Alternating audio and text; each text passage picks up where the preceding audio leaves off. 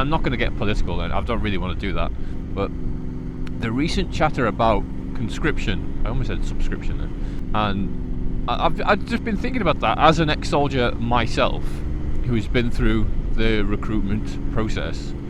Well, I just want to give my take. So I actually think conscription, or not conscription, but military basic training and some time in the military, it's a good thing. It's a genuinely good thing.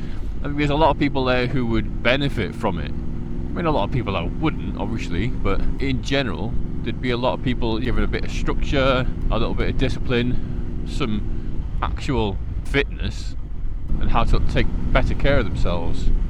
But conscription, no, I don't think it would work at all. Mainly not because of anything to do with religion or attitudes towards, serving a country that doesn't care and all that kind of other stuff people have been shouting about. But it's to do with, right, the ability to basically force compliance out of an unwilling participant. Because when you go to basic training, right, and you volunteer yourself, it's very unlikely that anyone's joining the armed forces and they've never seen was it like platoon or something like that. They go in there with a very, what's the right word? Almost idealised view of what basic it's usually an Americanised view of what basic training is, not so much British basic training. But that usually sort of it's relatively, like, in terms of like being shouted at and made to do things and run around and blah blah blah. That's the same. But you have to be willing to give respect to someone based purely on the fact that they are a higher rank, and you have to be willing to comply with what's being told. You have to do what you're being told, and there's like willingness to want to not. Well, see, with me, the reason I joined up as a sort of escape, a part of escape from a council estate in Liverpool, and I acknowledged that I needed a certain amount of structure that I just simply wasn't getting at that time, and I could foresee me going down not a dark path, just like the wrong, basically it's going to end up in disaster. So I joined, went to the Army Apprentice College in Arborfield, which is an 8 months basic training, which I didn't find out until I was on the train. That was fun. Oh no, there's no one behind me, these lights are never going to change. I need to find a way around. So when I got there, you turn up, and within the first week you're given a room, a platoon, a section, a bed, and you're on all your gear, and then you're shown how to iron it, make your bed, wash your face, shave, shower, all the basic details that you need to know. And then I can't remember, it was within the first week, but I can't remember what the time scale exactly, but you're all put your uniforms on, you take it to this little auditorium, which is like a stage, and a seating that goes like up and around the sides, showing how to sit to attention and how to sit at ease.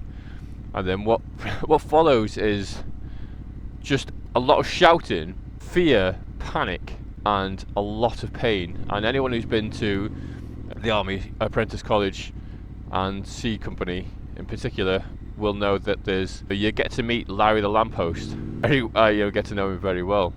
This biker knows the same thing as I do. These lights just don't bloody change for bikes. I'll cut that bit out. Oh, doggy's getting a bit feisty. Right, and because the training is 8 months, you do 4 months of being a junior, 4 months of being a senior. So the night of pain, when we were rudely awakened into what was about to happen, we didn't realise, as everyone's being absolutely hammered, people are crying and it wasn't a fun. I don't even remember most of that evening. There's a lot of details about basic training that I remember, all of it inconsequential stuff that I remember vividly, but that night itself is just sort of a haze. And the current seniors were all in their block watching and enjoying the show. So when it came time for our turn as seniors to watch the new recruits go through the same process, they got a fraction of what we were subjected to.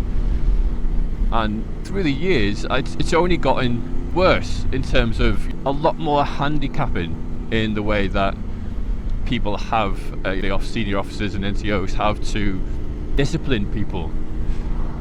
we used to have a guy who was fondly named Eddie the Bastard. That, like, no, ooh, the wind coming there. You'd be out on parade, and he'd just come out and boot someone. Just random, sporadic violence. They just can't, you literally cannot do it anymore. And in this day of social media, because mobile phones were slowly sort of becoming more of a thing back then, the old Nokias. They still had like payphones and things like that on camp for people. So I don't know, it'd just be spread. Like, the minute someone does something wrong, and it'll just be all over social media.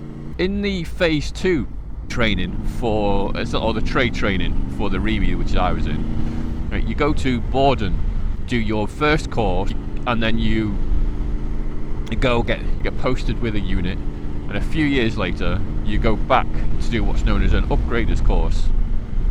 So when you're there on the first time round, the people who are your sergeants and basically your NCOs, just like your higher ranks, are all people back doing another course. But when I went back, no one. You didn't do that. You just got shoved in a room and left alone for the most part. When I was stationed with the Welsh Guards down in St Athan near Cardiff, and we were on the same camp as the RAF. And because they had this like just amazing gym, we used to use it as well. So we were going down there for our physical training while they were doing their basic training. There was a basic training camp for the RAF, and they were playing football. Football! If someone had offered me a game of football in my basic training, I probably would have cried with happiness. I hate that game, but I would like, oh, maybe I won't feel. Do you know, actually they did have a game of football, but you had to play it like on all fours, no, on your back, like a crab. Oh god, that was awful. And then there was the one night where you get like woken up at like 2-3 o'clock in the morning, and you all get like blindfolded and kidnapped and dumped in the middle of nowhere in freezing cold. You have to do a load of stupid tasks, and then of an evening you have to like kill and gut your own chicken. I doubt they do that anymore. And you'd also have a lot of, I don't know what the instructors would do with given a sudden massive influx of 18-year-old lads that don't want to be there, don't respect the officers in control, and will very quickly realise that there's no way for them to be punished in any sort of meaningful effect. And obviously I'm not talking about the fact that there's the other one, like the French do the volunteer service. And that was also something that was mentioned, like, you know, you do, essentially it's community service, but you haven't done anything wrong. Every few weekends you have to do some like volunteer work, which, let's face it, that's what everyone would do, because it's like that or 12 months military service. Not going to happen. Not going to happen. And the elephant in the room would be women. Gender equality. If you're going to conscript lads, you have to conscript women. And from what I've seen, women make a very small part of the army itself, and in many ways it takes more. A bit of stuff there. It takes more courage, I think, to join up as a woman, because it is a male, like a very institutionally male-dominated field. You know, I'm not even sure they're allowed to do any combat-related stuff still. Frontline infantry. Although it's been a while. It's been over 20 years since I was in, so there's that.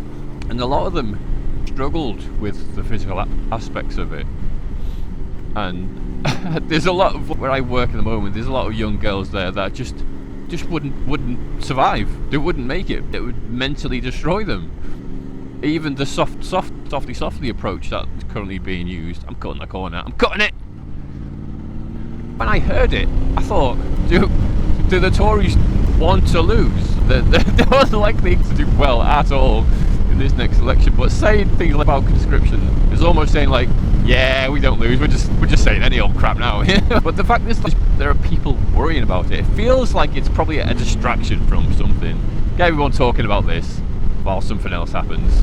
No one's getting conscripted. There's not even like, if there was some sort of an event, a world war or a large conflict, that would still a desire to go and help, but that's not happening. I hope it's not happening, unless you're trying to like the numbers. First intake, suddenly we declare war on Russia.